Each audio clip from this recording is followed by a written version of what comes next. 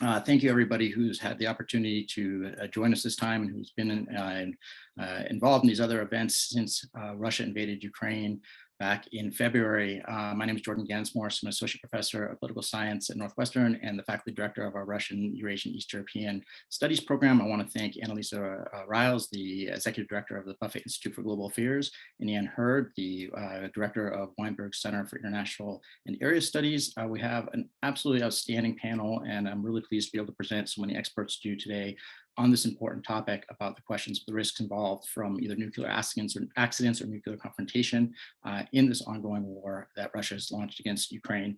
I'll briefly introduce all our panelists, and after that, we'll start with a moderated Q&A session. I'll pose several questions to all the panelists to begin with, and then we'll begin to open things up more broadly to a discussion with our audience. And just an announcement that Ambassador Pifer is going to have to leave early. He's had a time conflict arise, and so we're going to have him for the first half hour of the panel. So we'll start by directing some questions to him. But very briefly, to introduce our panelists, Mariana Budjeryn is a research associate with a project on managing the atom at the Harvard Kennedy School's Belfer Center, and also until recently a global fellow in the Nuclear Proliferation History Project at Woodrow Wilson International Center for Scholars. She's a prolific scholar and has a forthcoming book of immediate relevance to today's topic called Inheriting the Bomb, Soviet Collapse and Nuclear Disarmament of Ukraine. She received her undergraduate degree from Kiev-Mohyla Academy in Ukraine and later earned a master's from Central European University and then a PhD in political science. Thomas Countryman served 35 years in the U.S. Foreign Service, in postings overseas at the United Nations, the Pentagon, and the White House. When he retired in 2017, he was acting Undersecretary of State for Arms Control and International Security and the Assistant Secretary for International Security and Nonproliferation. From 2017 to 2021, he was chairman of the board of directors of the Arms Control Association. Currently, he's a part-time consultant to the Department of State working on the Nonproliferation Treaty. And he would like us to make clear that today he's here speaking with us in a personal capacity, not representing the official view of any organization or government. Stephen Pifer is the William J. Perry Fellow at the Friedman Spogli Institute of International Studies at Stanford and a non-resident senior fellow with the Brookings Institution. Also a retired Foreign Service officer, his more than 25 years with the Department of State included assignments as Deputy Assistant Secretary of State responsible for Russia and Ukraine, U.S. Ambassador to Ukraine, Special Assistant to the President and Senior Director for Russia, Ukraine, and Eurasia on the National Security Council, among many, many others. He also is the author of the book, The Eagle and the Trident, U.S. and Ukraine Relations in Turbulent Times. And Gayle Woloschak is the professor of radiation oncology and radiology at Northwestern's Feinberg School of Medicine, where she conducts research on radiobiology and bio-nanotechnology. As a U.S. delegate to the UN Scientific Committee on the Effects of Atomic Radiation, Gayle has been to Chernobyl many times and maintains active collaborations with Ukrainian and Russian scientists working in the field of radiation biology and radiation effects. So we have not only a great amount of expertise, but people who really have been on the ground working on these issues and know about them firsthand. And with that in mind, I'm going to turn to the ambassador first, given that your time is limited. And one thing that we wanted to discuss is that there's people today who are returning to this question of whether Ukraine made mistakes back in the 1990s by giving up nuclear weapons that it possessed after the Soviet collapse. And my understanding is that you yourself, Ambassador, had a personal role in the negotiations over the Budapest memorandum, which is part of this question of disarmament for Ukraine. And wondering if you could give us some background about how these decisions were made, what the motivations were of the key actors, Ukraine, the US, Russia, and others, and whether you think it was realistic that there was another possibility for Ukraine to potentially keep these weapons. Yeah, well, first of all, let me say, I can certainly understand those in Ukraine now say we should have kept the nuclear weapons. But I would also remind people that actually when the Soviet Union collapsed, Ukraine was already, as part of its initial documents, I mean, you go back to the Declaration on State Sovereignty in 1990, in which the Ukrainian government said, the Ukrainian parliament said, we will be a non-nuclear weapon state. So really the negotiation in 92, 93, 94 was about the terms under which Ukraine would give up those nuclear weapons. I certainly can understand people in Ukraine now saying it was a mistake, but I guess I would make a couple of comments. One is there would have been the question of could have Ukraine have maintained an independent nuclear force, in large part because most of the infrastructure for maintaining nuclear weapons was actually physically in Russia. I was told by a former senior Ukrainian official that there was actually a conversation that took place in 1992 about what if Ukraine wanted to maintain an independent force? And they concluded that they did not have the infrastructure in Ukraine and that the cost of building that infrastructure would have been huge. Now, there's no doubt in my mind that Ukraine had the scientific and engineering talent to try to keep some of those weapons functional. But I think it would have been difficult, it would have been expensive. But also, I think you have to look at the costs. I'm not sure that had Ukraine decided to keep nuclear weapons in the early 1990s, it would have been a pariah state quite like North Korea.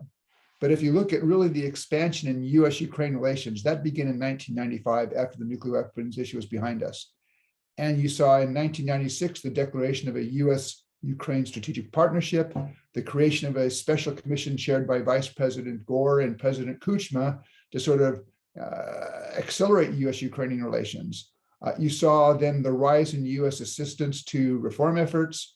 And also you saw an expansion of relations with Europe.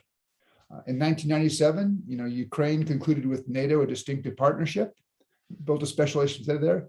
That probably would not have happened with a Ukraine that had nuclear weapons. And so I think there were a lot of political connections that were made between Ukraine and the West that Ukraine could not have assumed would have developed if it was a nuclear armed state. And likewise on the economic front, when Ukraine, a nuclear Ukraine, had it gone to the International Monetary Fund, the World Bank, the European Bank for Reconstruction and Development, for low interest credits, likely would have found that that would have been opposed by the US and European executive directors. So I think there would have been some real costs for Ukraine that have to be taken into account when you look at that. And then there's also the question of the Russian reaction. Would Russia have tolerated a Ukraine that was bent on keeping nuclear weapons at a time where I think in the early 1990s, you probably had to assume that both Ukrainian military command and also intelligence services were probably quite penetrated by Russian intelligence services. So it could have been very difficult for Ukraine. So, again, I understand why Ukrainians say this would have been it was a mistake, but I think it's also important to understand that there would have been some real cost to a decision to try to retain nuclear weapons. Thank you, Mariana or others. Would you like to add to this? Yeah, I'll just add, and thank you so much for inviting me and all of us to this panel. I would like to basically agree with what Ambassador Pifer Stevens said on this account, and also to note that in Ukraine's domestic discourse, the political discourse and discussions about Ukraine's nuclear options, actually the voices that advocated for retaining or attempting to retain part of this inheritance as a deterrent were really, really marginal back in the early 1990s. Part of it was that the political leadership found it actually very difficult to grapple with the concept of deterrence because of how paradoxical it is, right? You have to threaten credibly to say, really, I will press that button if push comes to shove, in certain situations. And after Chernobyl, after that whole legacy and kind of the societal effect and the trauma that it had in Ukraine, the political leaders had a really difficult time convincing themselves that they would carry out such a threat. The other part of it was that for whatever it was worth, the advocates for retaining part of it were really on the delivery vehicle side. It was the missileers, the missile factory, the big missile factory in Dnipropetrovsk, now Dnipro, that were looking whether part of the missiles and missile ICBM, intercontinental ballistic missile infrastructure, the launch infrastructure that Ukraine was quite capable of maintaining, and whether that could be retained and ultimately retrofitted, perhaps with conventional warheads, with a conventionally armed missile that could be more useful for Ukrainian strategic purposes, that could be targeted actually on Russia, not on the United States and NATO, as the strategic portion of Ukraine's nuclear inheritance was. And in the end, even that option was decided was something that wasn't viable, exactly for the reasons that Ambassador Pifer outlined, that it was economically, would have been very costly, and it would, again, even if it had to do only with delivery vehicles, it would not have sat well with the United States and Russia. Just a quick follow-up to either of you or any of you. Recently, there's certainly voices now in Ukraine who are throwing around these ideas that somehow now might be a time, or certainly right in that period right before Russia invaded, for Ukraine to be thinking about looking for to build nuclear weapons. Is this empty talk, or is there something serious behind this? Is that even a realistic possibility? And what would the implications of something like that be? I would think that the cost of doing that would be huge at a time when I think, Ukraine needs to devote, its defense spending really to conventional capabilities, where actually they're performing, far better than I think many expected, certainly far better than those in the Kremlin expected. And again, starting from this point, the problem that, Ukraine would face, even if it built a very small nuclear capability, is it could never destroy Russia's capability to devastate Ukraine. And Russia would probably have a pretty good chance in a first strike of taking away the small Ukrainian nuclear capability. So I think at this point in time, it doesn't make much sense. If I could add one point. When people say that if Ukraine had kept these weapons in 1994, we wouldn't be where we are today. That's true, because Ukraine, if it had kept those weapons, would have become even more dependent upon Russia and would have been a Russian satellite from that time until today. So we wouldn't be in the same position if Ukraine had made a different choice. Ukraine would be in a far worse, weaker, poorer, subservient position. And if I might just add to that, what Tom said, this kind of linkage to Russia in the strategic military realm was exactly behind the decision of the Ukrainian parliament to pronounce the intention to become a non-nuclear weapon state that Ambassador Pifer had mentioned back in 1990, a full year and a half before the Soviet Union actually collapsed, because they understood that these were sort of these strategic military links that were tying Ukraine to Moscow. Regarding the contemporary statements about the way Ukrainians like to say it is renew Ukrainian nuclear status. So whatever that means, does that mean, withdrawing from the NPT and starting a nuclear program? That was never specified. And these voices are few and far between. The way I interpret them is really just drawing the attention to that history and trying to get the West to sort of step up to what at least Ukrainians perceive as the due, sort of as the part of the deal that the West has kind of promised back in 1994. So that's how I interpret these voices. And again, that was, Ukrainian ambassador to Germany, I think about a year ago, made these statements. And then President Zelensky at the Munich Security Conference berated the Budapest memorandum. But in that context, it really was more like, could the West please step up and carry its part of the bargain in connection with Ukraine's nuclear disarmament? And let me add, yes. The West should step up. I mean, the way I described this, in 1994 in the Budapest memorandum, in effect, we wrote the Ukrainians a check, hoping they would never have to cash it, thinking they would never have to cash it. Remember back then, and this was one of the reasons why we got the Budapest memorandum, was we, and here I use the collective we in Washington, but also our Ukrainian counterparts, we were dealing with Boris Yeltsin. And in 1994, we didn't foresee Vladimir Putin and what he would do in 2014, and certainly not what he did in 2022. Had the Ukrainians thought that was a real prospect, they would have made much more stringent demands for security guarantees, maybe of a NATO type, which the United States, I don't think, would have provided. And then we might not have had an agreement.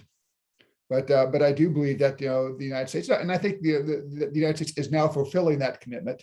But there is a commitment that was made there basically because getting rid of those nuclear weapons was probably one of the top two American objectives with regards to post-Soviet space in the early 1990s. If we could maybe, before we start with the ambassador with us, I definitely want to cover a topic about broader impacts of this war on arms control. But if we could take just a moment, just for people who are watching, Could several of you perhaps say a few more words about the details of what was and was not in the Budapest memorandum in terms of U.S. obligations? Because this is something that comes up in the news a lot in terms of, and certainly for anyone who's been in Ukraine after 2014, even before the 2022 invasion. I mean, even a taxi driver will tell you, if you say you're an American, that you violated your obligations under the Budapest memorandum. So if any of you would be willing just to give a brief thought on what is in the actual document, and also how that's perceived on the US side versus the Ukrainian side. I think that might be helpful to many, including myself. Well, the document, in the document, the United States, Russia, and the United Kingdom committed to respect Ukraine's territorial integrity, its independence, its sovereignty, committed not to use force or threaten to use force against Ukraine, committed not to use economic coercion against Ukraine, and committed to come to Ukraine's aid if it were ever the victim of a nuclear attack or a threat of a nuclear attack. And almost all of those commitments have been shredded by the Russians.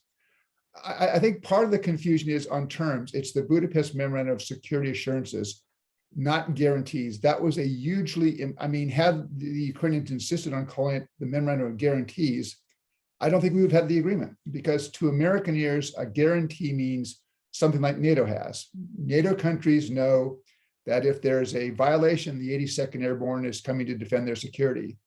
Neither the George H.W. Bush administration nor the Clinton administration were prepared to extend that guarantee to Ukraine.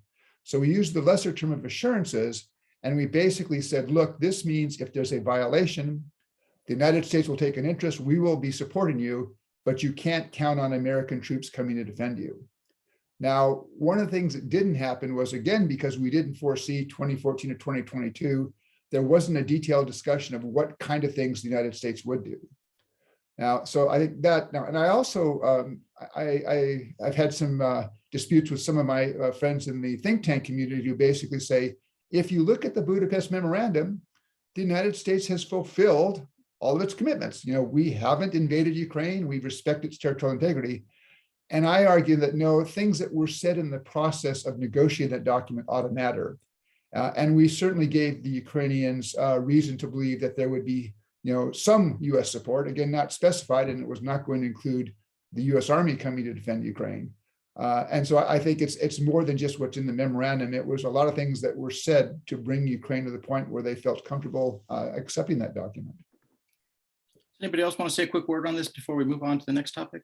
Yeah, so just to help the listeners to understand what was exactly in the memorandum, there's some of the clauses, some of the articles, as it were literally copy pasted from UN Charter and from the 1975 Helsinki Final Act of the OSCE. So those were kind of reaffirmed commitments that could be found elsewhere in other multilateral documents. And of course, I think the discussion of whether Budapest memorandum was legally binding or not, which it wasn't, but it's somewhat moot because, of course, UN Charter is legally binding.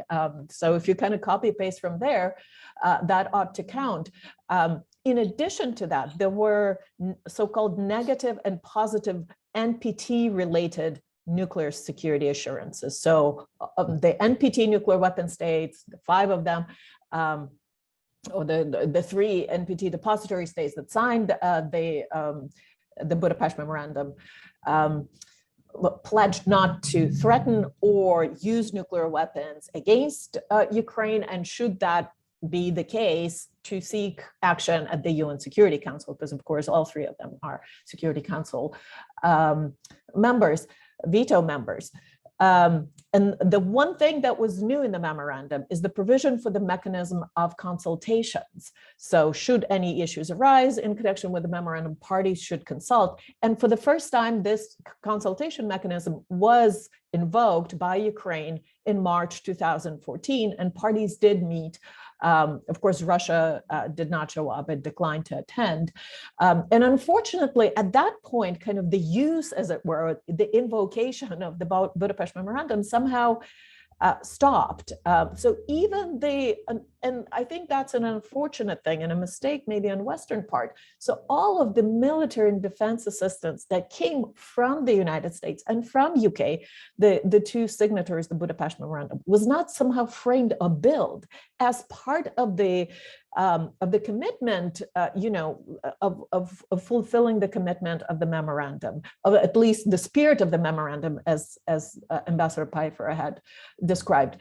And I think that's why the perception in Ukraine that somehow that document became entirely irrelevant has been reinforced. Unfortunately, I don't see the cost of or any negative side effects of actually, invoking the memorandum in the very real assistance. I mean, $2 billion plus worth from the United States alone.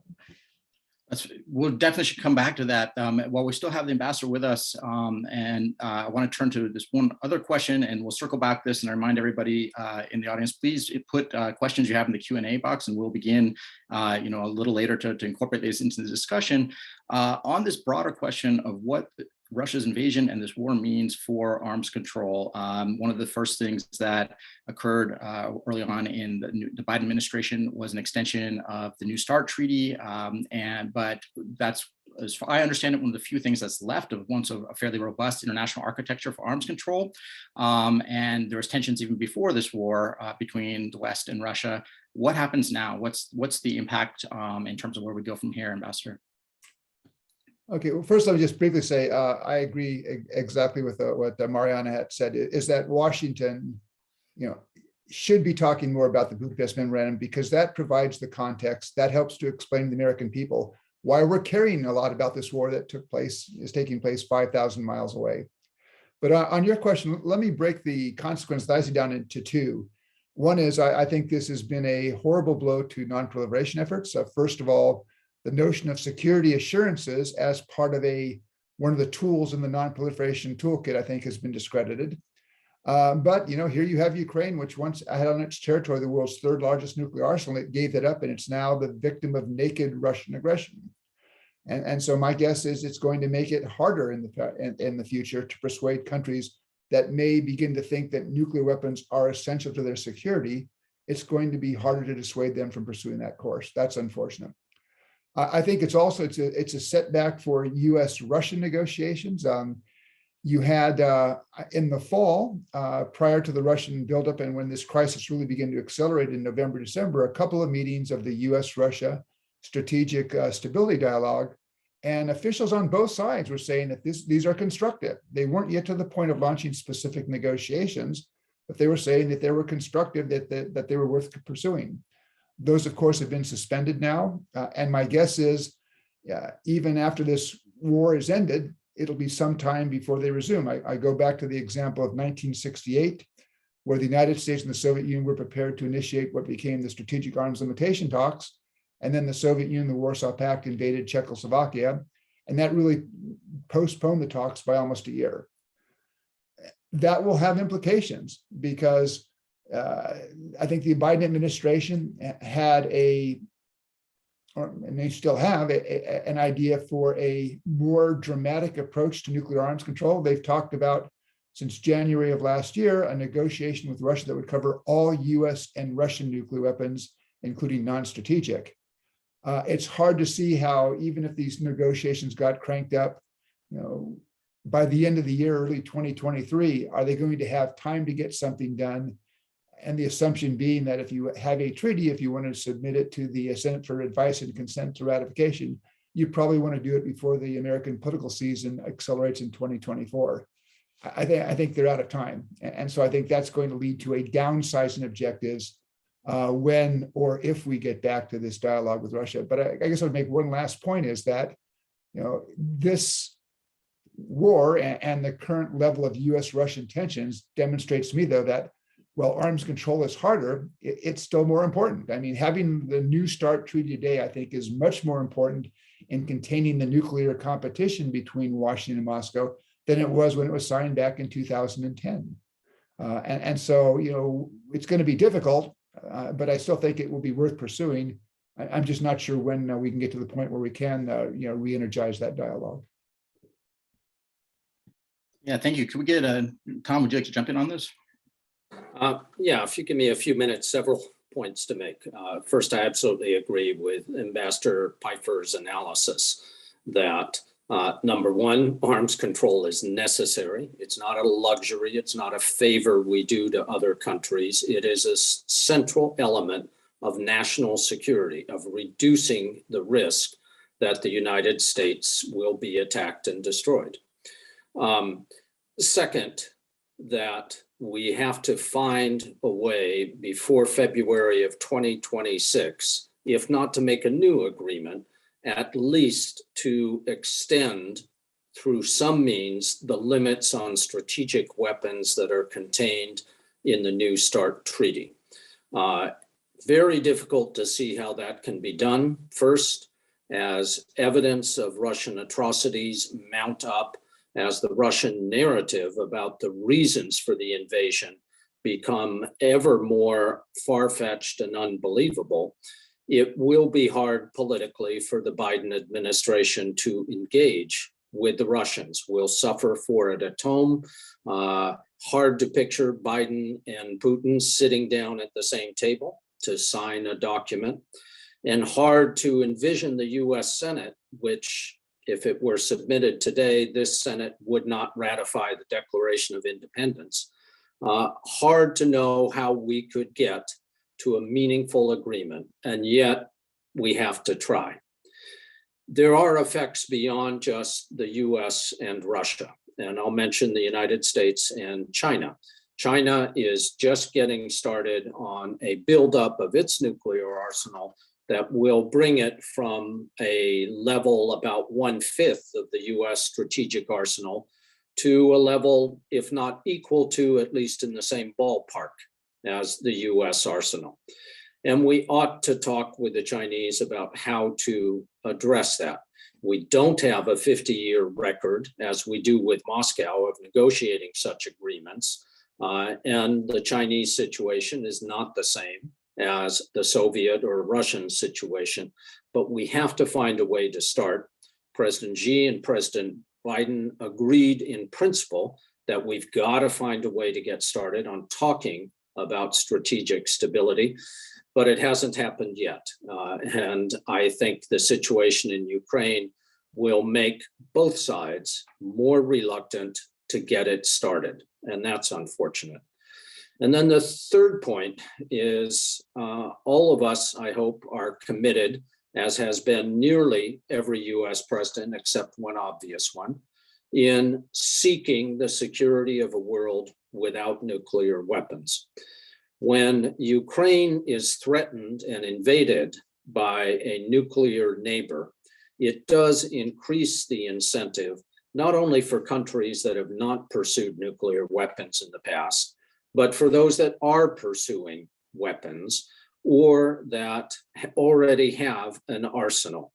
If it was hard before to get the North Koreans to talk about limiting their arsenal, it will be harder now. If it was hard before to get India and Pakistan to have serious discussions with each other about common sense restraint measures, it will be even harder now. I don't mean to be entirely pessimistic. The task is too important to just throw up your hands and say, no, we can't do anything. We have to keep trying. It's that important to our national security. Mariana or Gayle, if you'd like to jump in, or if you'd like a last word, Ambassador, I know you need to leave in a moment. Yeah, no, I will agree with everything that Tom just said. I mean, we can't let pessimism overcome what's in our interest, but it's a lot harder to see how we can address some of these critical nuclear arms control and non-proliferation issues in light of what's happened the last 2 months. It's going to make things very difficult, but there still is an American national interest in pressing on and trying to find ways to engage on these questions. And I would note that even in very difficult times, I mean, US-Soviet relations at the end of the 1960s were not especially good, but the sides still concluded it was in their interest to contain that element of their competition. And with apologies, I need to drop off now. And I thank you so much for your time and your insights. We very much appreciate it. Wish you the best. Thank you for including me. to the rest of you, I definitely would like to hear more of your thoughts on this. And if I could just add one question to this topic that came up in terms of this question of China, is what would you guys think in terms of the best strategy? Should this be something that has to be a three-way conversation and a three-way agreement? I mean, if I recall correctly, and this is certainly not my area of expertise, some of the justifications when the Trump administration was pulling out of agreements was that they don't involve China and they have to involve China or we're going to end them completely. So is your thought that these are two tracks of negotiations, one with China and one with Russia, or that this can be or should be a three-way conversation? I'm sure a three-way conversation would be nice. The Chinese are not ready for it.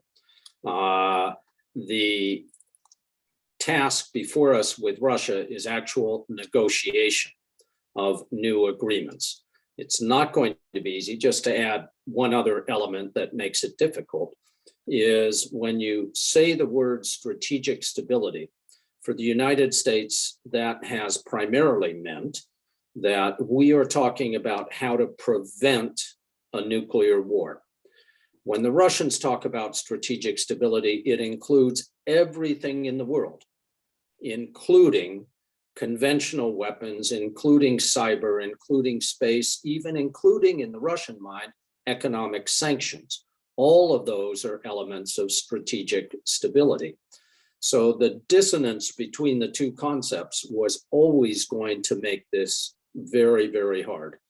The Chinese are not ready for a trilateral negotiation. They make the point, not unreasonably, that the US and Russia each have several times as large an arsenal as China does.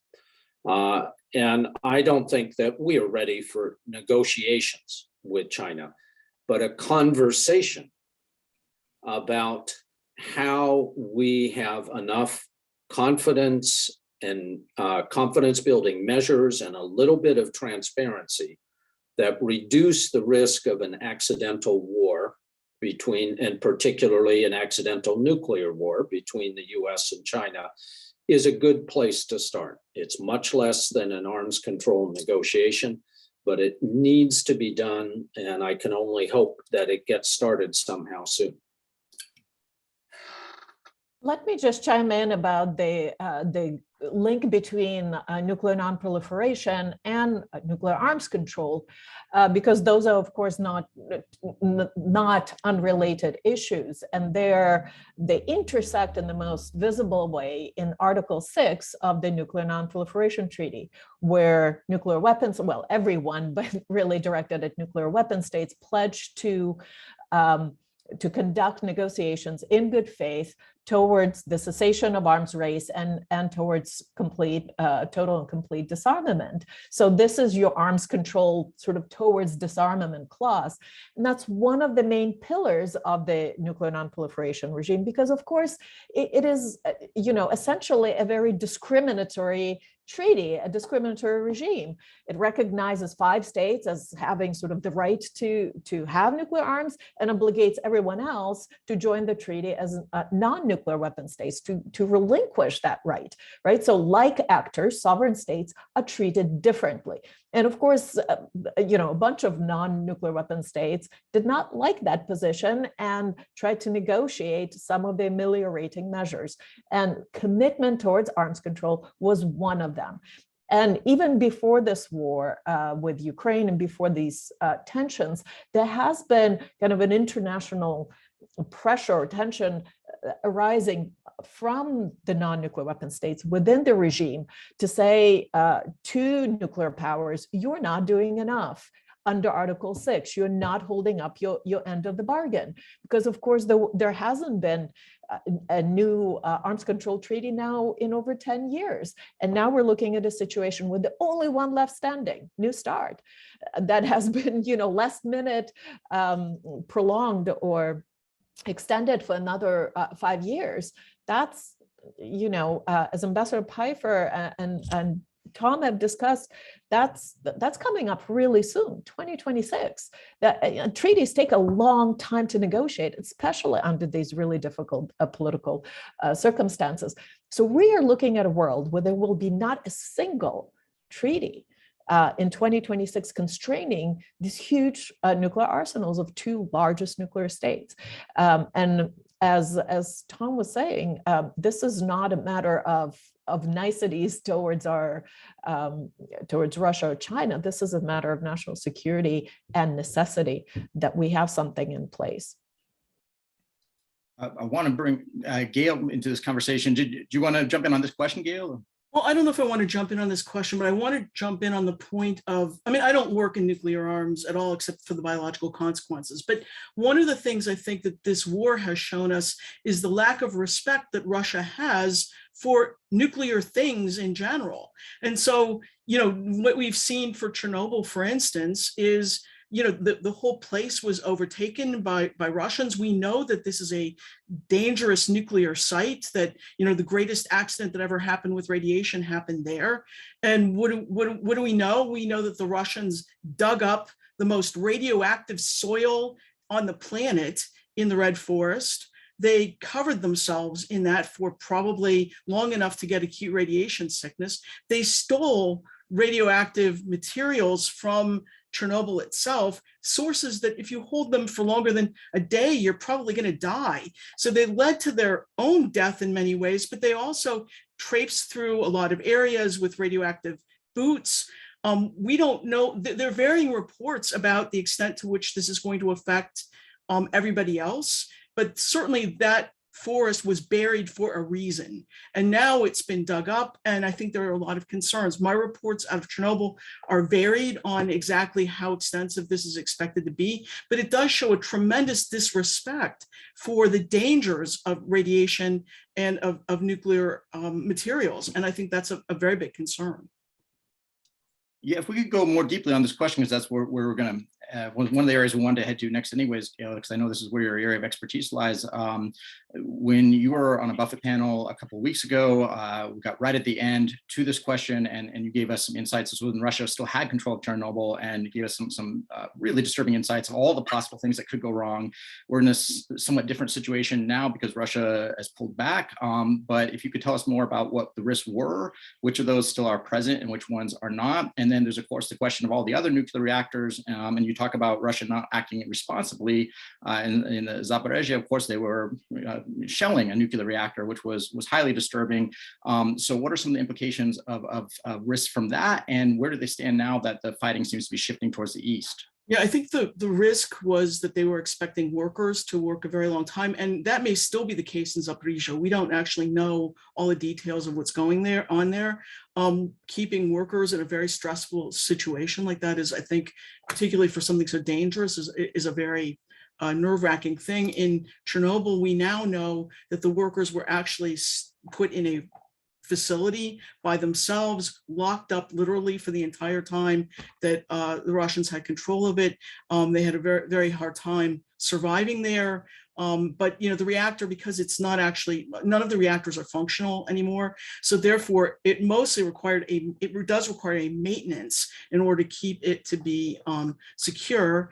And that there was question about whether that maintenance was going to be adequate. Now that they've gone, I think that that's okay. There have been quite a few fires around, you know, the area around Chernobyl. There's an exclusion zone that is pretty large, and it's a large forest. There are forest fires that were raging for a long time. Now, for the first time, Ukrainians have been able to get in and be able to put out some of those fires. Certainly, there was a lot of concern about the shelling of Chernobyl itself. I mean, you know, the reactor number 4, which is the one that has the shelf over it, that reactor, you know, it was made to withstand environmental pressures, but not bombing or shelling. And so there was worry that that could be, that could cut through as well. But I think the other concerns, some of them still remain, and that is that, you know, this reactor was unusual because it was made to create weapons-grade plutonium and also to generate power.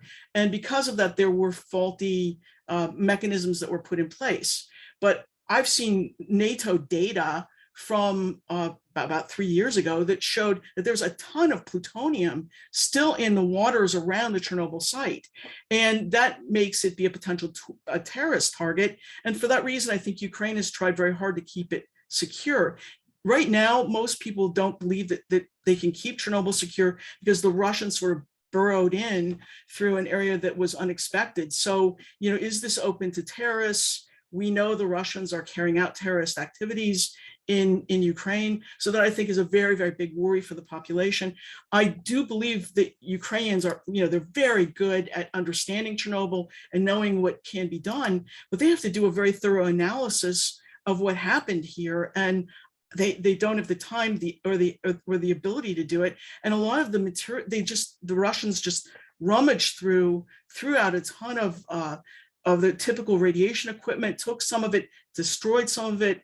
The other problem has been that the monitors that usually are used around the Chernobyl site have been taken out. They were taken out by the Russians. So I worked some with the IAEA. The IAEA has not been able to monitor the site through all of this. Now, we do know that there are monitors in most of Europe.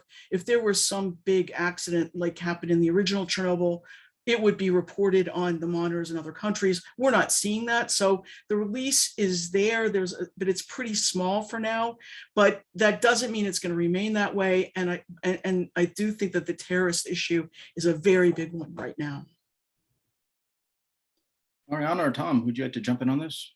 I'll jump in with just a couple of remarks, and thank you, Gayle, for providing such a comprehensive overview. I think one of the things that gets often overlooked in the functioning of a nuclear power plant are the spent fuel pools, right? We focus on the reactors a lot, and Chernobyl didn't have functioning nuclear reactors anymore, but it has a ton of spent fuel. And of course, that spent fuel is no longer, fresh or hot or whatever. It's been cooling for 20 some years, but still you can have a dispersal. If anything hits them, it's not going to be an explosion, but and Gayle can correct me if I'm wrong, but it would be quite a big dispersal of very toxic radioactive material.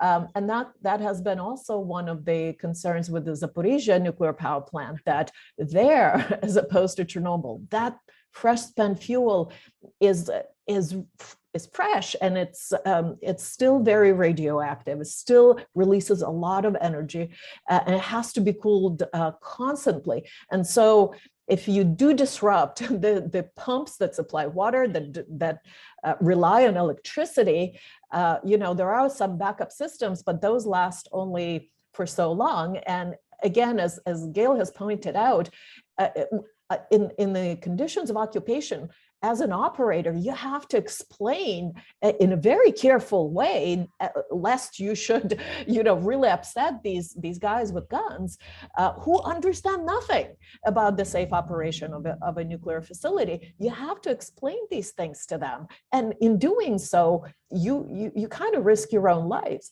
And I also cannot imagine, the psychological state of people who are operating Zaporizhzhia now, for instance, and their families are living in Enerhodar, which is a town right next door, and it's basically a town that services this power plant. Their families could be shot at.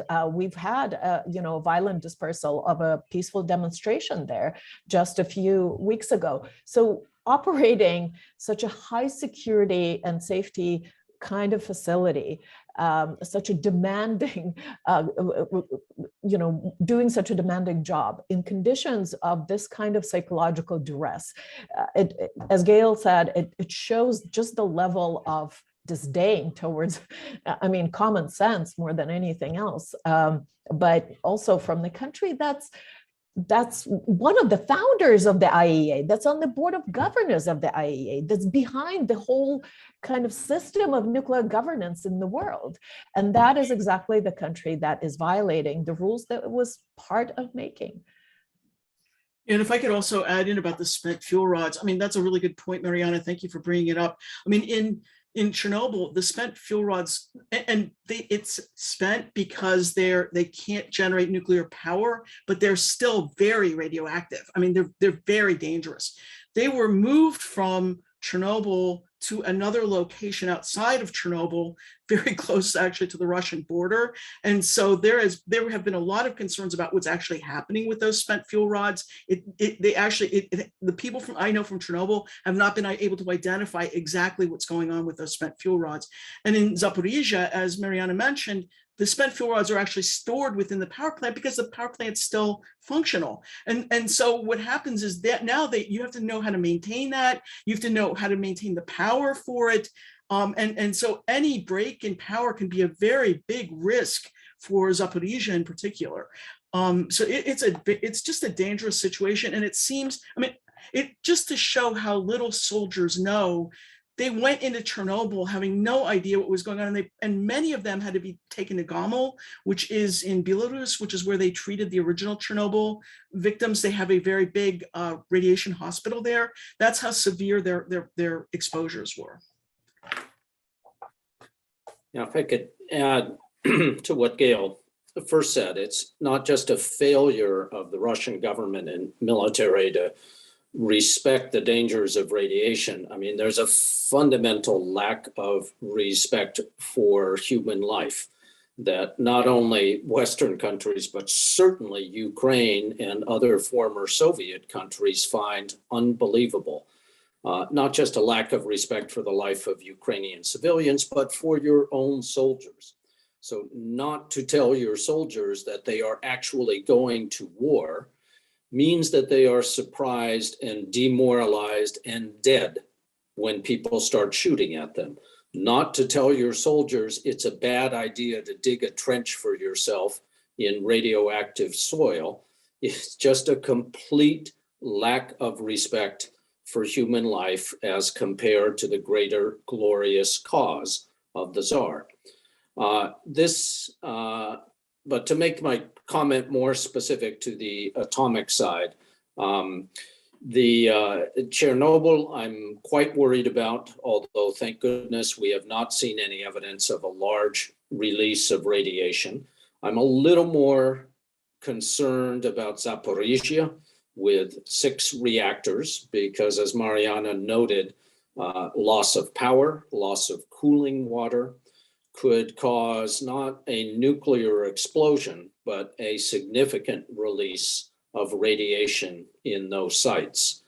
And it goes to the fact that we have never before seen a war in a country that has multiple operating nuclear power plants. I have great respect for the job that the International Atomic Energy Agency is doing right now, putting its people into some dangerous situations in order to gather the necessary information and give the necessary advice to minimize this danger. There's a very big question what it means for the future of nuclear power. Will the risks that Ukraine has run temper the enthusiasm that some countries are showing for new nuclear reactors as part of the solution to climate change? I'm not sure that will happen. I am fairly confident that the market for Rosatom, the Russian energy nuclear reactor manufacturer, is going to go to zero in the very near future. Whether that makes opportunities for American manufacturers is something that's of great interest to some people I know in Washington, but not the central question and not the danger that we're facing today. Before we turn to some of these other questions that are coming up in the Q&A box, and I encourage again everybody watching to put questions that you may have there for our panelists about the general questions of nuclear strategy and deterrence and the risks of weapons being used.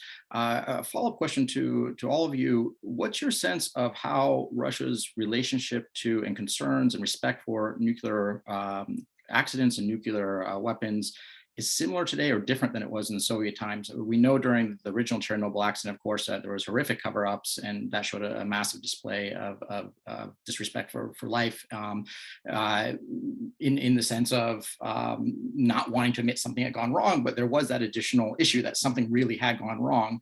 In terms of just general professionalism, though, from what you know of how atomic energy was used, or how atomic, the general sense, if you were in the Soviet army, and we're talking several decades ago, and there was some sort of similar situation where there was a Chernobyl somewhere, would there also have been this level of ignorance and just complete disregard for life? Because there's not a benefit here in the sense of, Chernobyl originally, you can see why the Soviet government had reasons to cover that up, leaving aside the fact that they did so with horrific consequences for their own people. But here, there's not even, when you have soldiers who are digging in, there's no reason those soldiers could not have been told that they're in Chernobyl and that is a radioactive area. There seems to be a level of unprofessionalism that's really astounding. Is that new, or is this longstanding in your opinions? I'll just make a comment about the parts I know, and that is, it feels to me like there is a disconnect between what the government is doing and what is going on from the science perspective. So there, for instance, there was a big accident. It was in the area of Mayak. I've actually been to Mayak a number of times. It's where the Soviets, build their bombs and stuff. But they had a number of accidents there. And what happened was when they finally admitted it, they started to do studies on the populations there. And they started to ask, are there plutonium exposures here? What are the biological consequences? And in fact, the US has had a cooperation with that population in that Mayak area at the so-called South Urals Biophysics Institute. And the cooperation has been great. I've been involved in a lot of those, and I believe there's been an absolutely honest exchange of data. The things I could check on were accurate.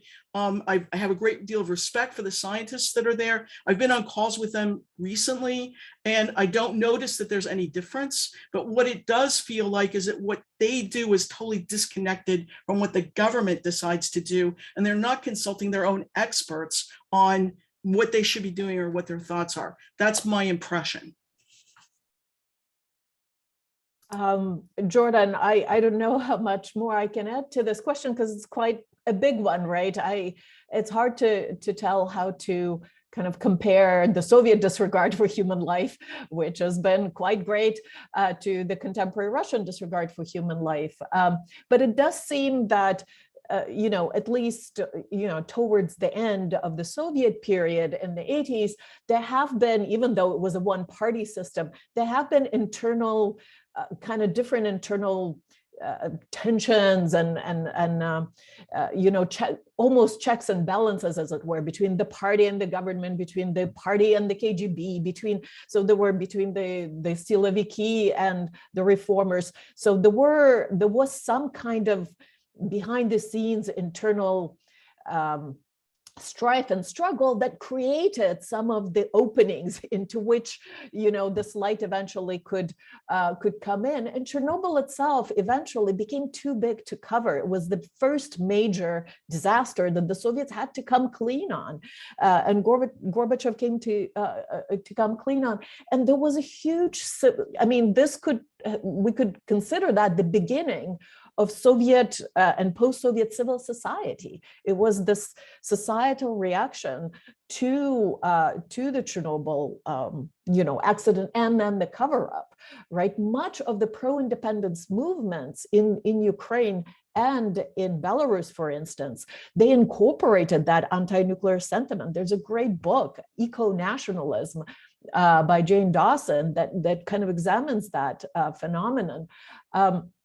So there was a lot more, it seems, scope for public discussion eventually, right? At least on the Chernobyl accident.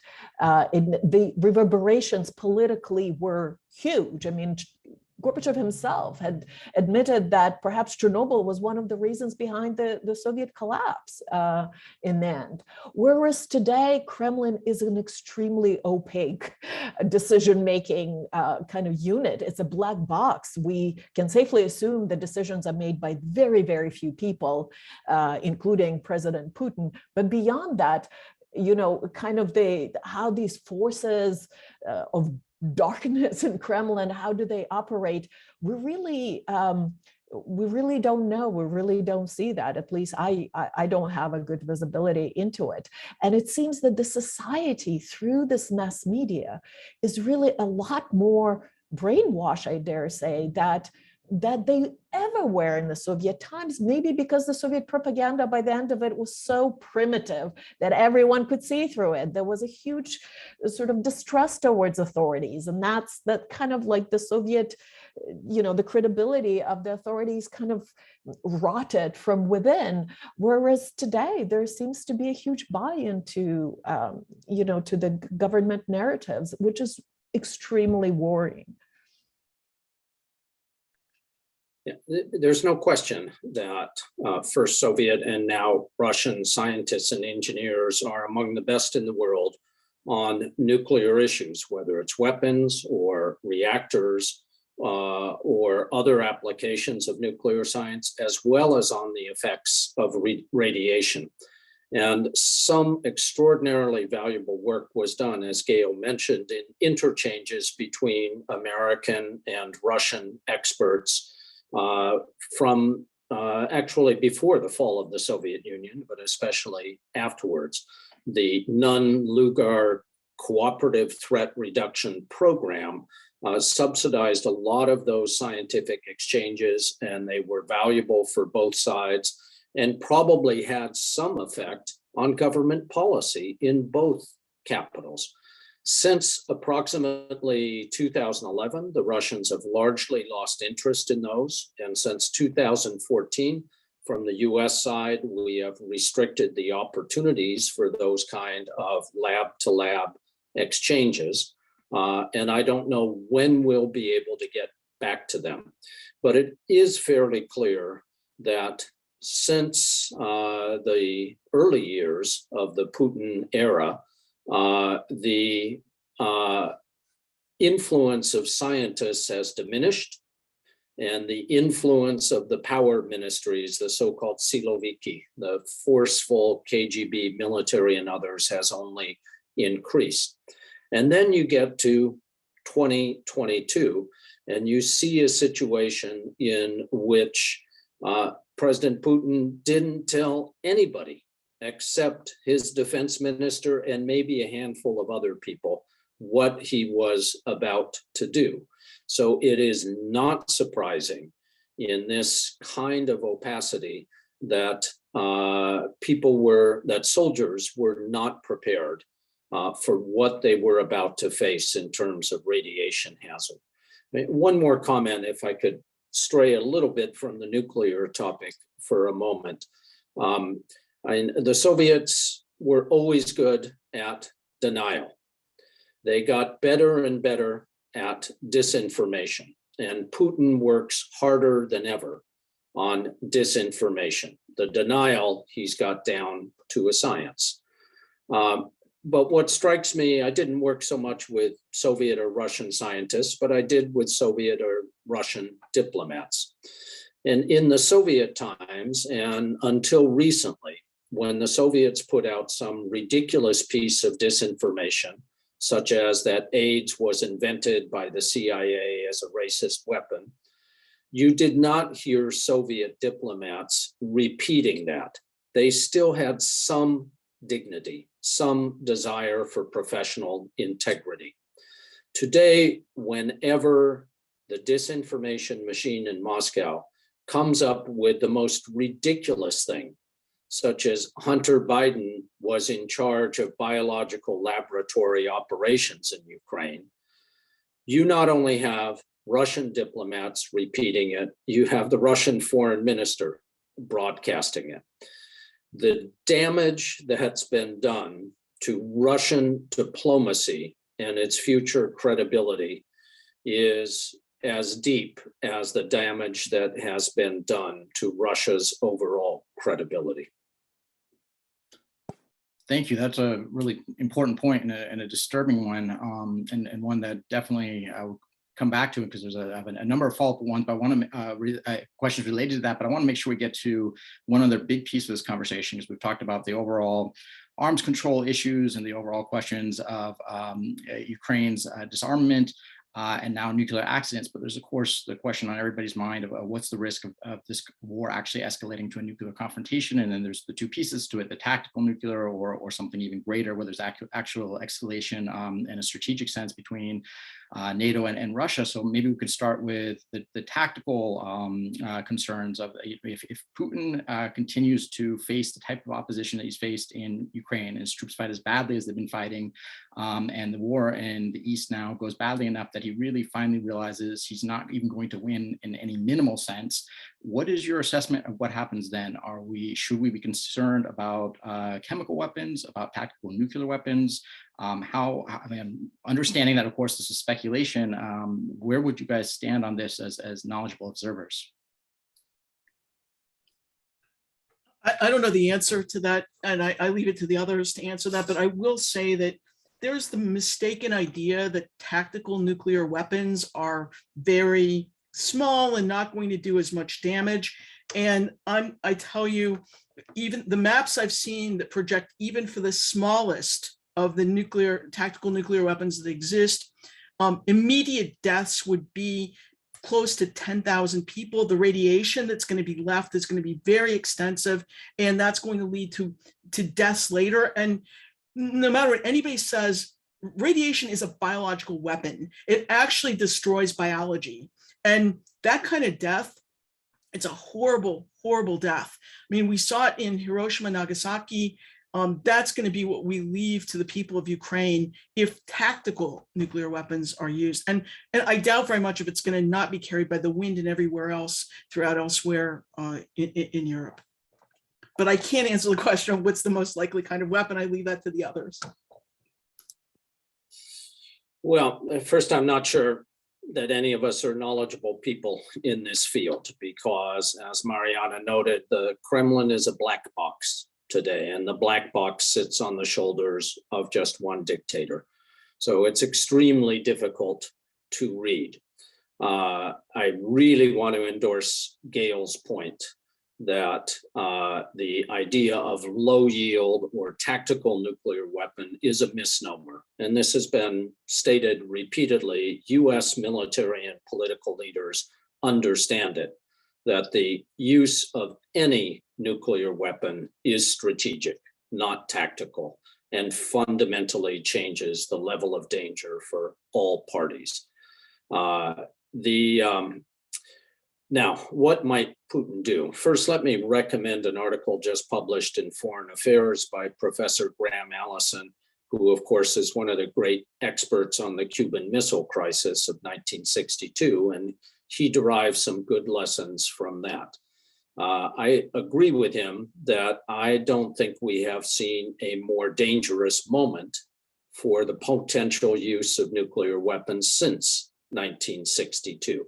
It is still a low risk, but it is now an imaginable risk, whereas you really had to stretch your mind to think of a way that we might stumble into nuclear war a few years back. It's much easier to imagine today. And I think one of the points that many people agree on is that Putin has to create a situation where he can say he won. And if the Ukrainian army succeeds in expelling the Russian army from Ukraine and rejecting almost all of Putin's political demands, he will not be able to say he won. And in that situation, he is capable of doing anything. I don't believe that a biological weapon is likely to be used, setting aside Gayle's point that radiation is a biological weapon. I think there is a higher probability of chemical weapons being employed by Russia. Russia has supported the regime of Assad in Syria in its repeated use of chemical weapons, and has put its best scientists to work on concocting ever more outrageous explanations of why it was someone else, not Assad, who used those chemical weapons. But the reason I worry about it more is that biological weapons have extraordinarily limited military utility, whereas chemical weapons don't have a lot of military utility, but they have a certain shock and demoralization value. And that's why I'm concerned that as things get more desperate for the Russians, which I hope they will, the risk of seeing chemical weapons use goes up from the Russian side, not from somewhere else. So if I might add to that, so on the tactical, so to speak, you can't even call them non-strategic as some have called, because they are strategic. So sort of these battlefield, as it were, nuclear weapons. I agree that there's a non-negligible chance that, just to force Ukraine to capitulate and to claim some kind of win, and for the psychological effect of it, rather the choice of targets here would be rather secondary. Putin could resort to that. There's a low likelihood, but there's a likelihood of that happening. The one kind of silver lining here that I can see is that if you are going to do that one strike, right, for that one, really psychological effect, then you have to really make sure that it happens when you want it and how you want it. And given that the delivery vehicles, the cruise missiles and the short-range ballistic missiles that are likely to be used to deliver that strike to Ukraine, they are still vulnerable to Ukrainian air defenses, then, that there's a calculation there where, what if it strike, the air defenses strike it mid-flight? What if they strike it and it doesn't explode? And then Ukrainians got, a hold of a Russian nuclear warhead.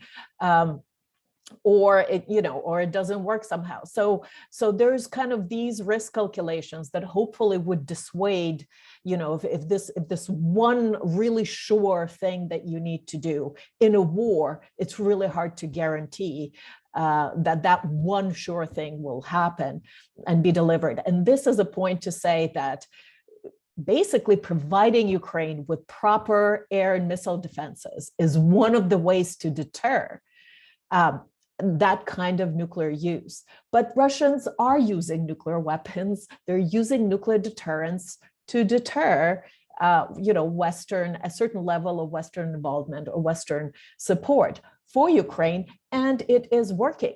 And what we're seeing here is the case in which nuclear deterrence works. It just works not in the West's favor, but also we see that after all these years and decades of thinking how nuclear deterrence works and how we prevent a nuclear war between two nuclear armed adversaries, we haven't spent enough time thinking, well, we have no way of deterring nuclear use against a non-nuclear weapon state that is not covered by US extended deterrence.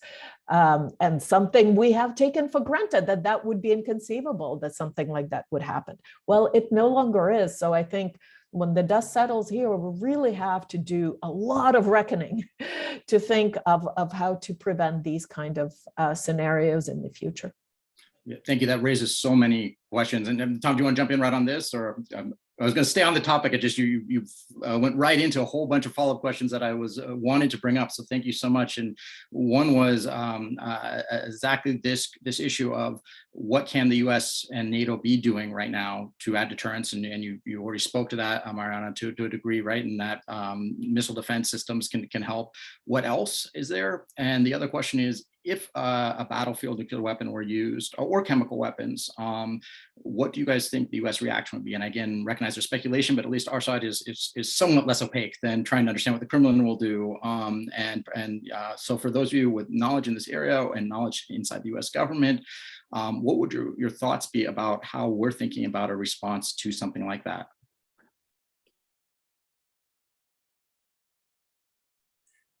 Well, I can only guess. I hope and I pray somebody is thinking about it, but all I can do is offer a couple of thoughts of my own.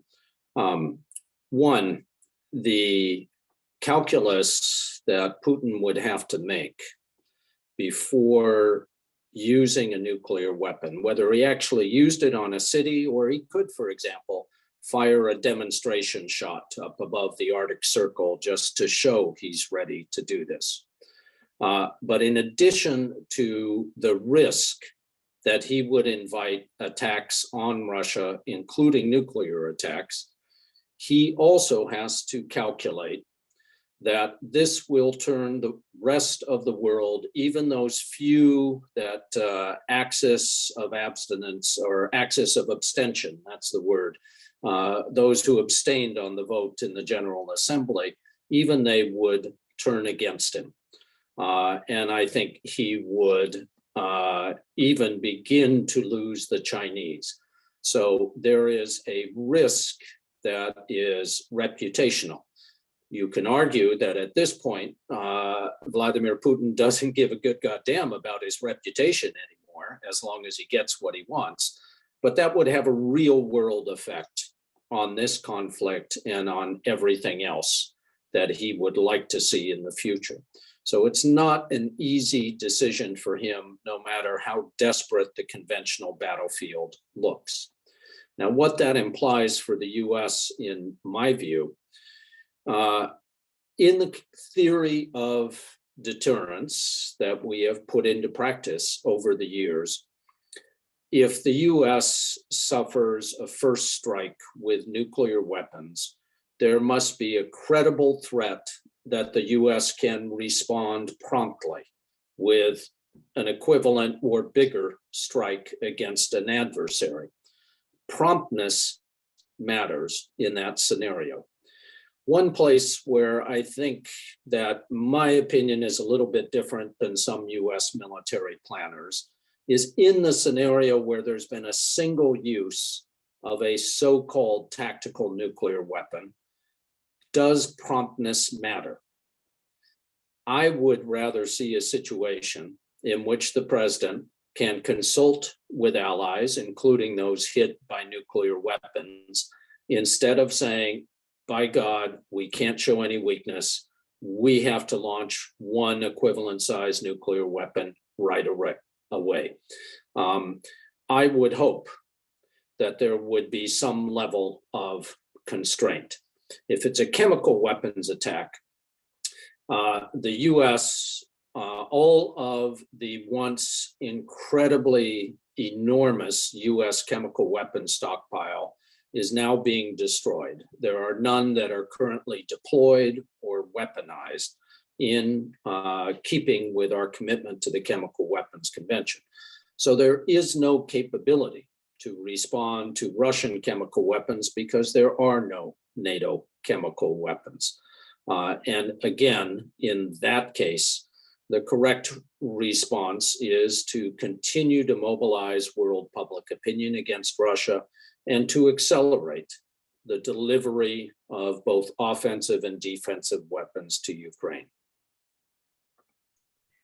If I might just add that perhaps there's some, so it's an extremely prudent policy on the part of NATO and the United States to not respond to these, nuclear provocations, to these overt nuclear, saber rattling by Putin in kind, right? So U.S. had prudently continued to take that part of the equation in the conflict out of the picture. However, I think there's probably some value in strategic ambiguity. So coming out even before the conflict and said, there's no circumstance under which US will ever get involved or NATO will ever get involved. I understand that works to placate maybe domestic audiences or allies, but it also gives Putin a very clear sign that he can act with impunity. So perhaps there's a value in saying that if certain lines are crossed, if any of the weapons of mass destructions are used in Ukraine, that NATO and the United States reserves the right to review that kind of stance and leave it at that and have Putin compute exactly what that might really mean.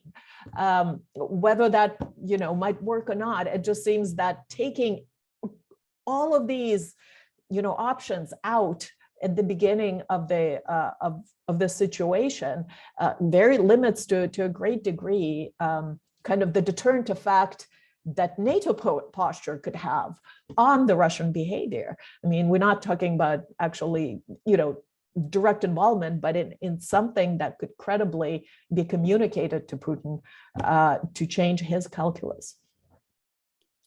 Gayle or Tom, do you have thoughts on the strategic ambiguity question? Because this is a big ongoing debate in discussions of this issue. Look, Well, it's not my area of expertise, but I have to agree with what was just said. I think it makes a lot of sense. I can't fully agree with Mariana. I think she exaggerated what Joe Biden said back in December, which he said US troops are not going to Ukraine to defend Ukraine. He left many other things open. He did not rule out as many things as you implied.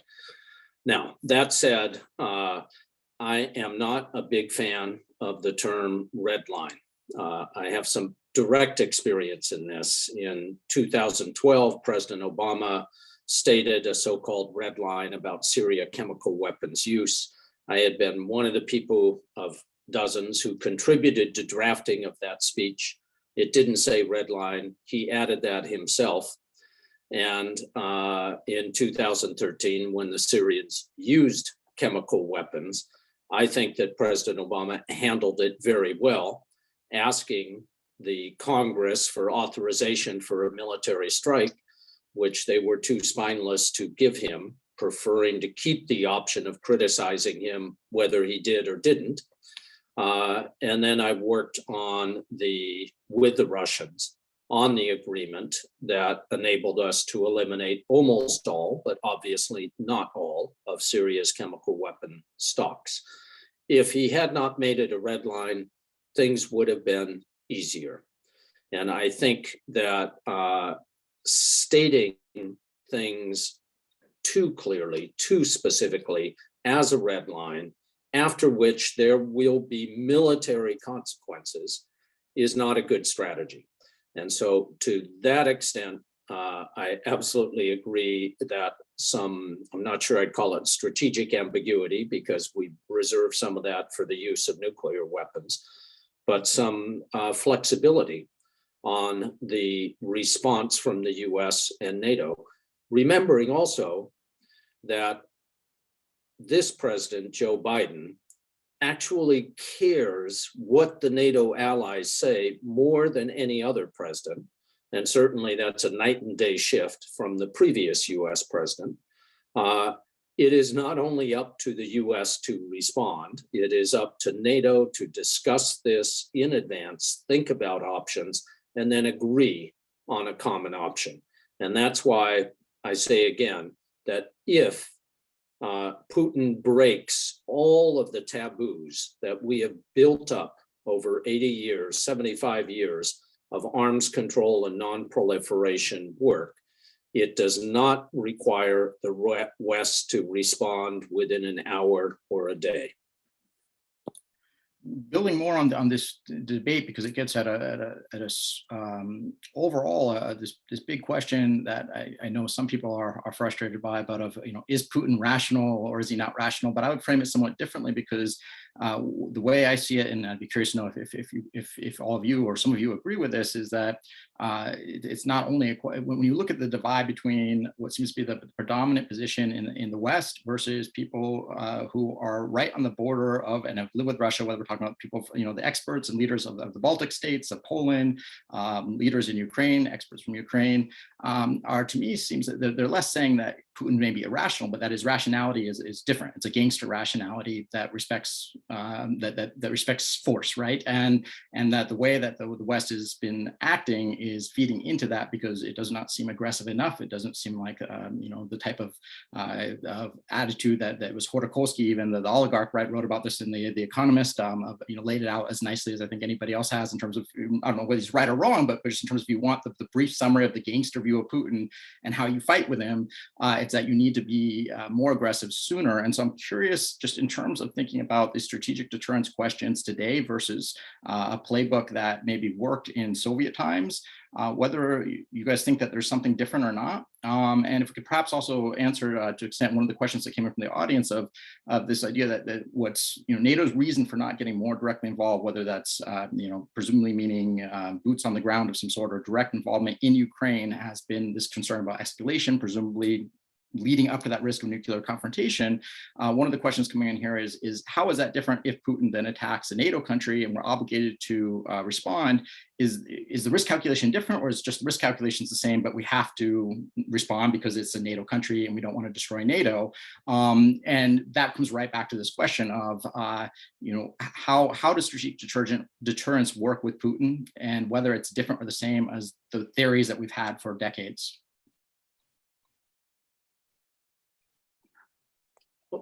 On the first question, Putin is not unlike some other leaders in the world that we've seen in recent days. He is rational, but he is also an egomaniac. He is also a sociopath. He is also a nationalist or racist, if you prefer, and he is a fascist. There's others like him. There are few others like him who have nuclear weapons. On the question of whether a NATO country is attacked by Russia, there should be no doubt on that score that NATO would respond. It does not mean an immediate all-out attack on Russia, even though NATO conventional forces are far superior to Russian forces. And we've learned just in the last 6 weeks how much they are superior to Russian forces. But it does mean an active defense and seeking not to allow it to escalate to a nuclear level. So yeah, I would agree with Tom that, I mean, I think once you stretch rationality or the concept of rationality beyond a certain limit, then it's either all encompassing and you can say, all right, he's not clinically crazy, and then everything else is rational.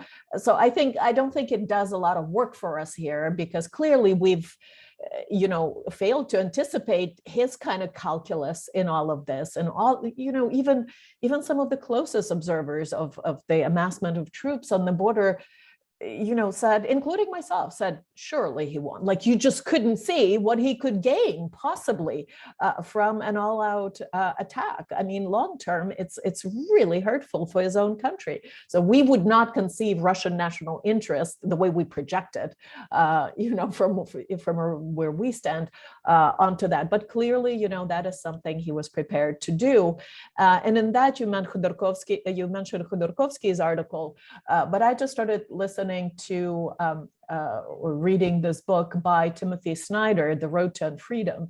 And that is very helpful in understanding the kind of ideological sort of worldview framings that Putin and his closest associates might be, in as much as we can attempt to understand, might be working with, and kind of really does make sense then. In terms of NATO, as Tom said, NATO is far superior in terms of it has a lot of conventional options. And so, hopefully, I did hear one analysis that one of the reasons why Russia has not used its air force in full to the fullest, or even used some of its most, some of its latest kind of most best missiles, right, for attacking Ukraine, is that it's kind of holding them in reserve for potential, should there be a potentiality of conflict with NATO. So even in that sense, I think keeping some ambiguity, not ambiguity, but kind of communicating there's some options that are still open for NATO, it might kind of have this restraining role, right? Because hopefully Russia is not stupid enough to expose itself to NATO and to attack a NATO country, because I think at that point the conventional response would be undeniable, would be quite strong. But even what I'm trying to say, Putin is already seeing himself as battling the West in Ukraine. That's already that kind of struggle for him. So I wonder, I mean, there is certainly a cost of escalating it and crossing the threshold into NATO, but since we have failed to calculate exactly how his brain works in relation to Ukraine, we shouldn't really be very complicit or relaxed in thinking we know that he would for sure not attempt to breach that threshold and attack a NATO country. Yeah, and one thing to say about Putin's rationality is that, I mean, you can actually see the groundwork for his ideas within the Russian population, you know, going back to 2000, you can find documents that he's produced, official documents that are coming out that lay the groundwork for this. So this is a very well plotted out rational component that's been in Russian context. We maybe didn't identify all of it, or maybe we did, but we just didn't put it all together to believe it would come to this day. Yeah, thank you. I think to Mariana's point that even on the eve of the invasion, even when you put it all together, there are certain ways that from our perspective, it seemed to go against Russia's own national interests, which makes it hard to understand unless, I mean, and that may not be a question of Putin not calculating correctly, but just not having the right information about how much Ukraine would react, how strongly Ukraine would be able to fight and so on. But to be sure, we have not been on the same page in terms of understanding how they're thinking about this. We only have 3 minutes left, but I'd like to wrap up just with giving each of you a chance to say, you know, if there's people who are interested in these questions, whether it's about the risk of nuclear accidents, whether it's the risk of nuclear confrontation, or about the questions of nuclear arms control and proliferation, what would be any issues we have not covered that you feel like people should really know, and perhaps places that they can go for more information? And whoever wants to jump in on that first, but if we could maybe get the last word. I'll sort of start. I mean, the first thing I'll say is that I think the things we need to be aware of are the dangers and the absolute the fact that Russians that are invading don't understand what they're doing, and that we can't actually count for how much they don't know what they're doing. In terms of sources to go to, I'll be honest, there's just not that much that's been done on this recently from this exact perspective. I believe we'll be seeing some new information coming out. Most of it's just in the literature right now. I see Mariana put in the chat a couple of things that she was better prepared to put up the links to the articles that she referenced. General comment is simply that nuclear weapons are not a thing of the past. They didn't disappear with the end of the Cold War. They continue to pose a more severe threat to the existence of the human species than any other factor. They are climate change at supersonic speed. And it is incumbent upon every educated American to pay some attention to it. So I'll just throw one site at you, the organization where I was previously the chairman, the Arms Control Association. Go to armscontrol.org and just start educating yourself a little bit at a time and be part of a public debate. Thank you. Let's give Mariana a last word to you. I would really like to support that. There has been a really unfortunate decline in public attention to nuclear weapons after the end of the Cold War. It seemed that they sort of dissolved as a global problem, but along with climate change, those are still this other thing that poses existential threat to humankind as we know it, to our world, and they haven't. These weapons have not gone away, and we see them at work this very moment in this war. So hopefully, this new generation and hopefully your students at Northwestern will decide to dedicate their as citizens, but maybe even their careers to pursuing a better world. That's a fantastic, and it's also you did the near impossible task of actually ending on a somewhat optimistic note, which is for these topics is not easy. So I really appreciate that. I appreciate all of your time. I know you guys are all extremely busy at this moment. Really appreciate the work you do, and I've learned a lot from it and a lot from this. And I look forward to reading some of these other things that you guys are recommending. Thank you again.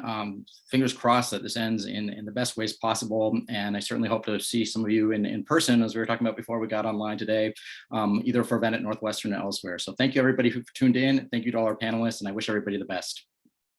Thank you very much. Thank Have a you. good day. Bye, everybody.